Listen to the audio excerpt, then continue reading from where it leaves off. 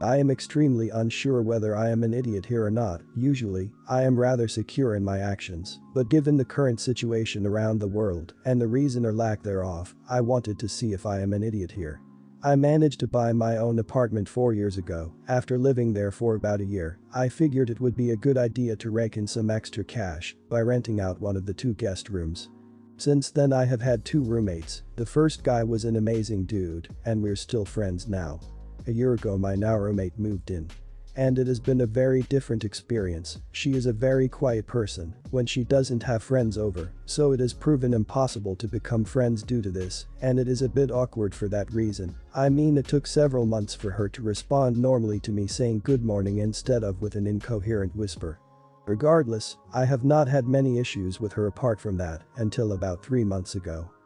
Roommate got a boyfriend and was around all the time. At first I just figured he was sleeping over here and there is reasonable for any couple. My girlfriend sleeps over now and again too, but it quickly went to the level of where I would wake up to get my coffee, and this dude was there every morning, midday and evening.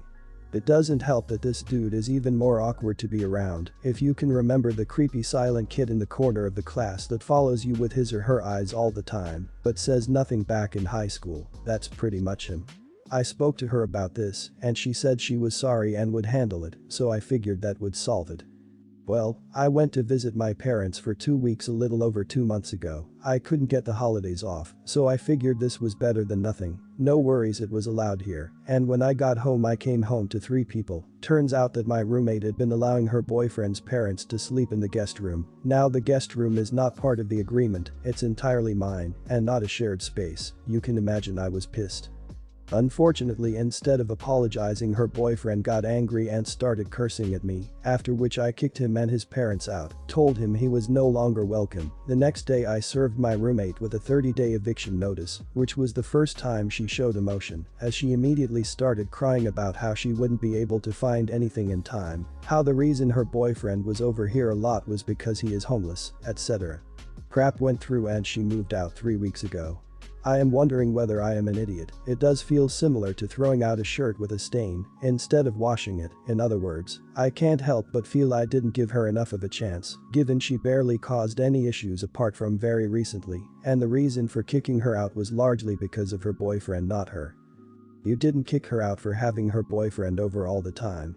She essentially moved her boyfriend in because he wouldn't have had a place to stay if it hadn't been for your house. That is not okay, and whilst it's unfortunate he is homeless, if she wanted him to live with her, she should have opened her mouth and discussed it with you.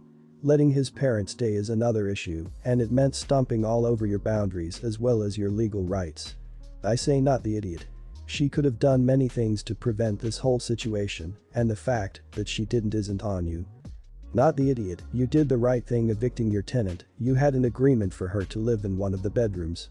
She booted the terms of the agreements once he let the boyfriend live out to her home.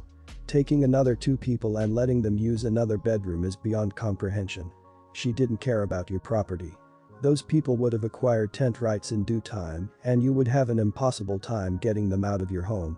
She was not a good tenant at all. She put you at risk by allowing people into your home. So in other words, he was over all the time because I essentially let my boyfriend move into your apartment without permission. You kicked your ex-roommate out because of her own poor choices, as her boyfriend was only secretly living there because she chose to allow him to do so. Not the idiot. You agreed to live with 1 roommate, not 2 to 4 roommates. You have a right to be comfortable and feel safe in your home. This housing situation, as sad as it is, does not justify what she did, nor is it your problem to fix. I, 21, am in my last semester in college and will hopefully graduate this May.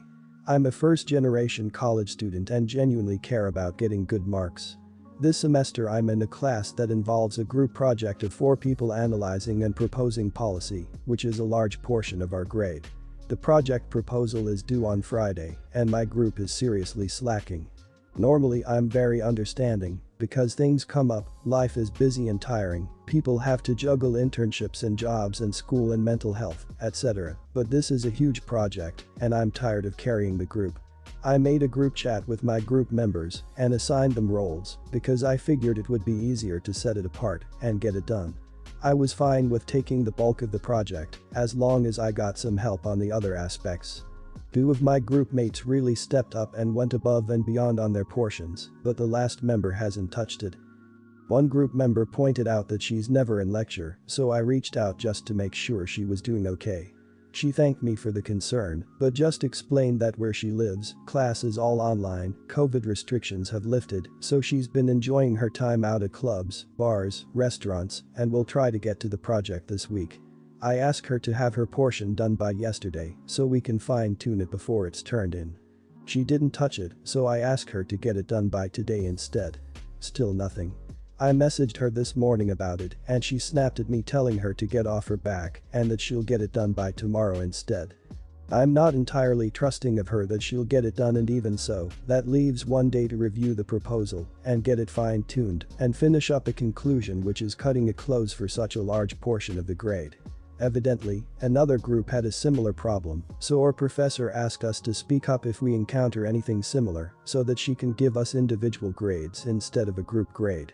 I have all the screenshots from our discussions and the editing history on our documents to prove she hasn't done work and why, so would I be the idiot for sending an email to my professor and having her failed for this portion? Am I overreacting and should I just wait it out for this girl to do the work? Not the idiot. She's not doing her part because she's enjoying her time at clubs and bars.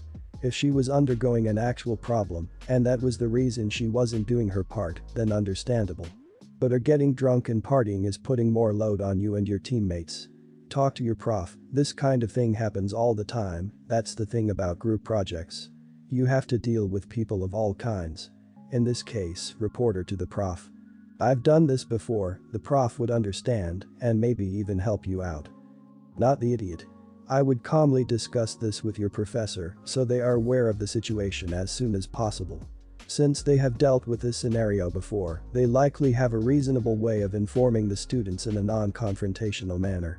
The sooner you let them know, the sooner they can reach out to said group member, which will give them ample time to actually put something together to salvage their grade. Don't let the laziness of others ruin your scores. College is too expensive to fail or retake courses in. Look out for yourself first and foremost. Not the idiot. First of all, what kind of person in the right mind would spend their time at bars and clubs when the pandemic is still going on? Lockdown restrictions may be lifted, but in my opinion, you still gotta be careful. Secondly, your groupmate has obligations and was already asked to finish it by a certain time. If it were individual, I would tell them to submit it at the last minute for all I care, but this is a group work where multiple people's grades are at stake. This kind of behavior is just insensitive. Last summer, 2019, my girlfriend, 22, and I, 21, were supposed to go on vacation to Hawaii for about 2 weeks. We'd already bought plane tickets and booked the hotel in advance, etc. Then her mother died and she had to go home from Maine to North Carolina for the funeral. I don't know her family, so I figured it would be weird and pointless for me to go with her. Girlfriend said she still wanted to come back in time go on the trip, but I knew she'd be depressed and down the whole time, so it wouldn't be any fun anyways. So I told her to just forget about it and I'd cancel the trip. But instead, I asked my sister, 21, if she wanted to go since I already had the 2 tickets booked and the hotel booked and didn't actually want to waste the money. She said yes, so we went. I told her not to tell my girlfriend or anyone else and not to post any pictures on social media or anything. No one else knew we were even going, so that was fine. As far as my girlfriend knew, I canceled the trip, and by the time we got back from Hawaii she was still with her family in North Carolina. Since girlfriend thought the trip was cancelled, she stayed there even longer than she would have otherwise. She finally returned home about a week later and never figured out I'd left at all, and I figured what she doesn't know can't hurt her. Well, anyways, last week my sister finally slipped up and mentioned our trip to Hawaii last year, and my girlfriend figured it out pretty quick, was furious that I went on the trip without her while she was at a funeral. I told her I didn't even see how it mattered because I wasn't going with her to the funeral anyway, so there was literally no difference on her end between me sitting at home while she was at the funeral and me going to Hawaii. She said that wasn't the point, and the point was that I lied to her, so I didn't have to take her with me, which is technically true, but only because I knew it would have just ruined the trip anyways, since she would have been depressed the whole time. She also said it was weird that I took family on what was supposed to be a romantic trip. People seriously think siblings doing anything together is weird these days. Game of Thrones has broken everyone's brains, I swear. I told her it's literally been over a year and it's not that big a deal. Well, she's still really mad at me. Come on dude. This should be a no-brainer. First, you don't support your girlfriend when her mother died. It shouldn't matter if you don't know the family or not. You should be there to support your soulmate. Come on. She needs all the support she can get. Second, you freaking lied to her. Third, well, she's probably having the worst experience of her life. You're off having fun in Hawaii. You should be on your knees begging forgiveness and doing everything to make it up to her. You are the idiot, mostly because you were most concerned that even if she did make it back in time for the trip, it would be ruined because she would be depressed. You went so far as to tell both her and us this. Bad enough you were thinking that way, but worse than you said it to her even a year later. Also, double idiot because you said it'd be weird and pointless for you to go to the funeral because you didn't know anybody. Wrong, you knew her, but you didn't want to go to support her.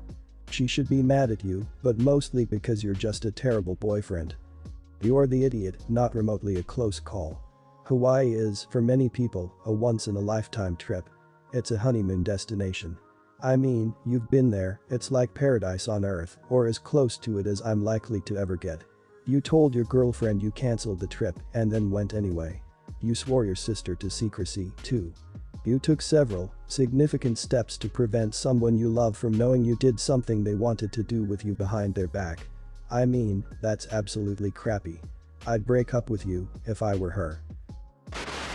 Not a typical one. I have 2 biological brothers and I have 3 half-adoptive siblings and 1 stepsister. My dad married my adoptive mom when I was a year old and my brothers were a little older.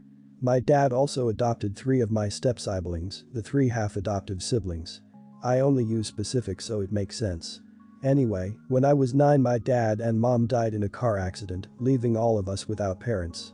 My stepsister took her biological siblings in, and our grandparents helped her, but they left me and my brothers to go into foster care and did not keep in touch with us.